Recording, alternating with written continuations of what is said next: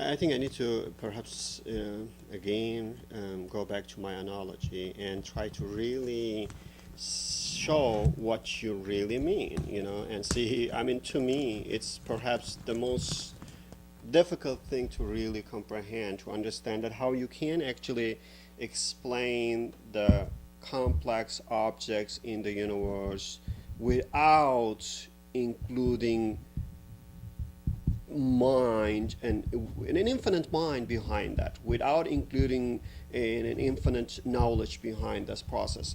Here's what it is, which basically, since you accept my analogy, what you're saying that, if this is the basic element, and if the energy, the wind represent the energy, now your argument is that you're simply accepting or claiming that basically if you bring the wind, push the sand around, and have enough time, that might not happen in 1 day or 2 days, 10 years or 1,000 years, but let's say if you do it for 5 billion years or at most 13 billion years, what you are arguing that basically this wind can arrange the grain of sand, and you can have in a perfect palace.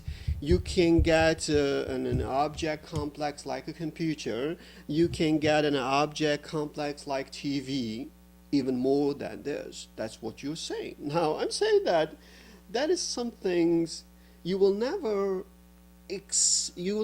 actually think that any rational person will accept this, because it doesn't make any sense to say that a complex object like TV, a complex object like computer, a complex object like iPhone can actually come into existence through the arrangement of the basic elements, its raw material like a sand, a very raw material, and the push of the wind, without the involvement of any intelligence at all. Now, you somehow think that this is something reasonable, this is something rational, and you actually are you really feel honored that you follow the rational principle, and I have difficulty to really understand how come you can you can see the contradiction with your rational principle when you actually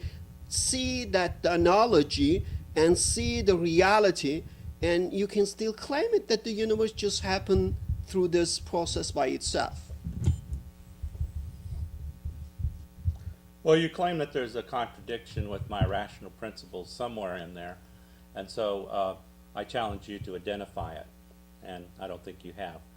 That would be my first point. My second point is that all the examples you used of complex objects were all man-made. You talked about computers and TV sets and other such things. But in nature, those aren't the proper examples to use. A bacterium might be a better example, or a tree, or a solar system. These are things that are actually produced in nature. So I would encourage you to use different examples, noting that yes, there are things in nature that are very complex, but so what? I'm saying that the complexity was produced naturally. And taking your analogy once again, sand plus wind plus properties of the sand plus sufficient time produces complex structures. I don't think it's a lack of understanding on your part. I think you understand perfectly well what I'm saying. You just don't accept it. You don't believe it. It's really pretty easy to understand. All you do is you take basic particles of the universe. There may be up to 100 different kinds of those. And these particles have always existed into the distant past.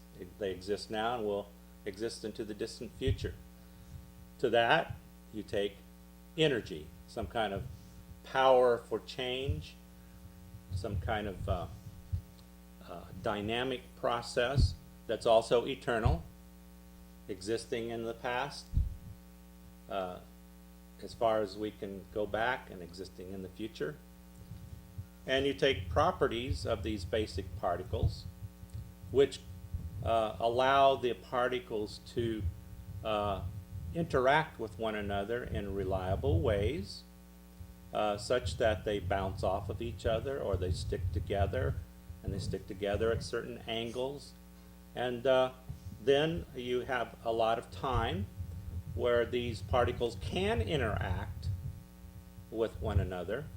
And if they can interact, then with the energy pushing them into interaction with one another, inevitably there will be a little complexity that occurs.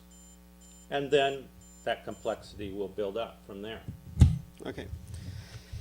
First of all, I think what you're saying that, you know, using man-made complex objects as an example is not working, it's not good.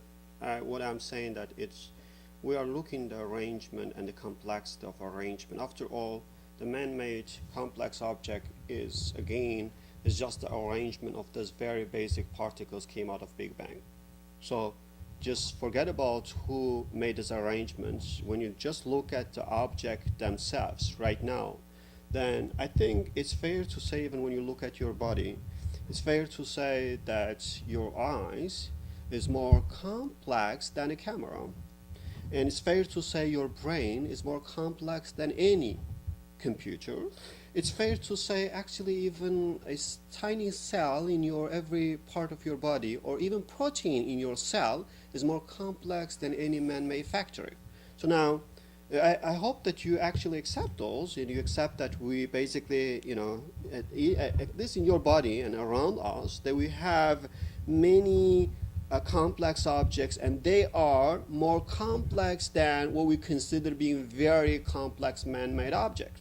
I hope you don't have any objection to that. Now, if we accept that, that's you know, as a scientific fact based on our understanding of the nature of the objects, the next point I want to ask you, want to know about it, I want you to answer those both questions at the same time. Would you ever think that is reasonable to believe that just the wind can push the sands around and then ultimately give you laptop, give you camera, give you factory? Can you claim that this is reasonable to believe in that? If yes, if you say that if you have 1 billion years it can happen, then I will say, okay, maybe if this can happen, then brain can come into existence with just the push of the energy and the basic particles as well. But if not, I will say, if it's a matter of complexity, why you cannot just rearrange these basic particles through the wind alone? Because after all, whatever you see is just the arrangement of those basic particles, nothing else. So my point is, in this case, that if you basically look at the complex objects, you know, and then try to, if you think that the complex object can come into existence just through the energy and the particles, raw material alone, and I will in this case say yes, you know, I have nothing to say, I can explain your theory. If not, I think you need to explain it. Well, I still object to your use of only examples of man-made objects. That biases your argument from the outset, and that's not a fair argument when you do that. And I don't know why you don't want to talk about objects of nature. You just seem to want to talk about man-made objects. I don't know whether the processes of nature could produce a computer without the intervention of intelligent agents. What seems to have happened is that nature produced intelligent agents, in other words, humans, and they in turn produced objects such as computers and cars and TV sets. If you take man out of the